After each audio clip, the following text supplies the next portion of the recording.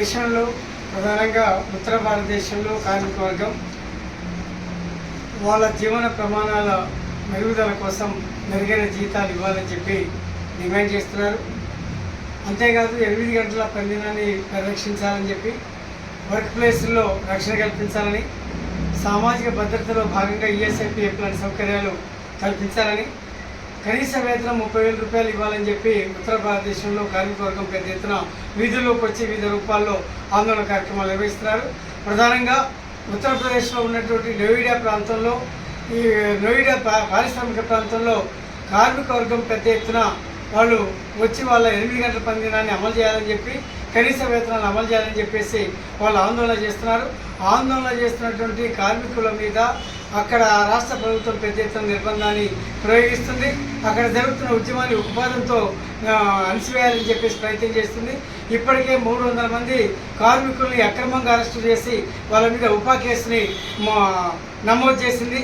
ఉగ్రవాదులుగా చిత్రీకరిస్తూ ప్రచారం చేస్తున్నారు.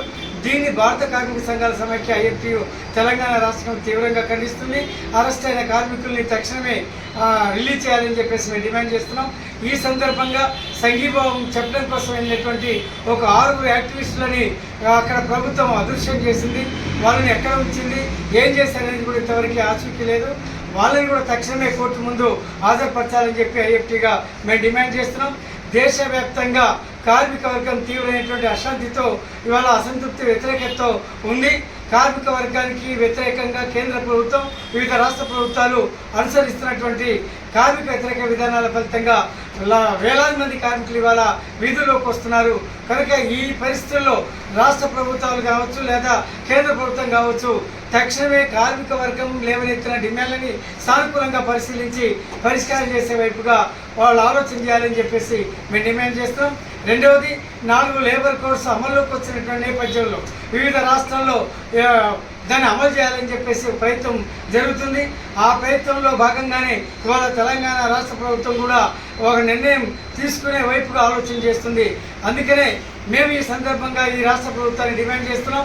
ఇప్పటికైనా తెలంగాణ రాష్ట్ర ప్రభుత్వం 4 లేబర్ కోడ్స్ని ఈ రాష్ట్రంలో అమలు చేయకుండా ఒక తీర్మానాన్ని చేసి సెంట్రల్ గవర్నమెంట్కి పంపాలని, ముఖ్యంగా కార్మిక మంత్రిత్వ శాఖకి తీర్మానం చేసి పంపాలని చెప్పి ఈ రాష్ట్రంలో 4 లేబర్ కోడ్స్ అమలు కాకుండా ప్రయత్నం చేయాలని చెప్పేసి రాష్ట్ర ప్రభుత్వాన్ని మేము డిమాండ్ చేస్తున్నాం. అంతేకాదు ఇవాళ 1,20,00,000 మంది కార్మికులకు ఉద్దేశించినటువంటి కనీస వేతనాల జీవోలు ఇంతవరకు రాలేదు. ఆ వేతనాల జీవోలు కూడా తక్షణమే మంజూరు చేయాలని చెప్పేసి, విడుదల చేయాలని చెప్పేసి కూడా మేము డిమాండ్ చేస్తున్నాం. నిన్న మొన్న జరిగినటువంటి ఆర్టీసీ ఉద్యోగులకు సంబంధించి చర్చలు జరిగి అవి ఫలప్రదమని చెప్పి ప్రభుత్వం ప్రకటిస్తున్నా, ఇటు ఆర్టీసీ యూనియన్లు ప్రకటిస్తున్నప్పటికీ ప్రధానంగా మేము ఐఎఫ్టీగా డిమాండ్ చేసేది రాష్ట్ర ప్రభుత్వం ఇప్పటికైనా సానుకూలంగా నిన్న జరిగి చర్చలు ముగిసినప్పటికీ, సమ్మె విరమించినప్పటికీ ఆర్టీసీ శాఖని తప్పనిసరిగా ప్రభుత్వంలో విలీనం చేయాలి. అదేవిధంగా ఆర్టీసీ ఉద్యోగులు ప్రభుత్వ ఉద్యోగులుగా గుర్తించాలి. వాళ్ళ జీతభత్యాలకు సంబంధించి కూడా మరి రాష్ట్ర ప్రభుత్వం, ముఖ్యంగా కాంగ్రెస్ ప్రభుత్వం ఇచ్చిన హామీ ప్రకారం 2 పిఆర్సీలు తప్పనిసరిగా ఇవ్వాలి.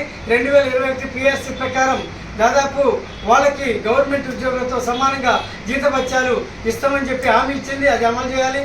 అదేవిధంగా రెండవది, వాళ్ళకి సర్వీస్ కండిషన్స్ ఏవైతే ఉన్నాయో ప్రభుత్వ ఉద్యోగులను గుర్తిస్తూ వాటిని వర్తింపజేసి అమలు చేయాలని చెప్పేసి మేము డిమాండ్ చేస్తున్నాం. ఎలక్ట్రికల్ బస్సుల్ని ప్రవేశపెట్టడం అంటే ప్రైవేటీకరణకి అనుకూలం అనేటువంటిది మా అభిప్రాయం. అందుకని ఎలక్ట్రికల్ బస్సుల్ని నిషేధించాలా, వాటికి సంబంధించినటువంటి ఒకవేళ రాష్ట్ర ప్రభుత్వం ఎలక్ట్రికల్ బస్సుల్ని నడపాలని చెప్పి భావిస్తే ముందు ఆర్టీసీ శాఖని ప్రభుత్వంలో విలీనం చేసిన తర్వాత రాష్ట్ర ప్రభుత్వమే నేరుగా ఎలక్ట్రికల్ బస్సుల్ని కొనుగోలు చేసి పూర్తి ఆజమాయిషీతో ప్రభుత్వమే నడపాలని చెప్పేసి మేము డిమాండ్ చేస్తున్నాం.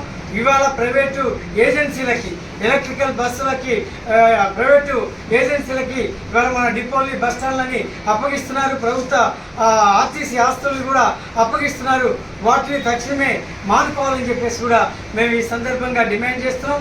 ఈసారి మేడేని మేము 140 మేడేని కూడా 4 లేబర్ కోడ్స్కి వ్యతిరేకంగా మొత్తం కార్మిక పోరాటాన్ని బలోపేతం చేయాలని, అది మిలిటెంట్ వైపుగా కార్మికోద్యమాల్ని నిర్మాణం చేసే వైపుగా ముందుకు సాగాలని ఆ స్ఫూర్తితోనే రేపు మేడేని మేము జరపబోతున్నాం. ప్రధానంగా 8 గంటల పనిదినం ఏదైతే ఉందో దాన్ని పరిరక్షించుకోవడానికి, కనీస వేతనాన్ని సాధించుకొని అమలు చేయించుకోవడానికి, అదేవిధంగా 4 లేబర్ కోడ్స్కి రద్దు చేయించే వైపుగా ఈ మేడే ఒక స్ఫూర్తితో కార్మికోద్యమ నిర్మాణానికి IFTU పూనుకుంటుందని చెప్పి తెలియజేస్తూ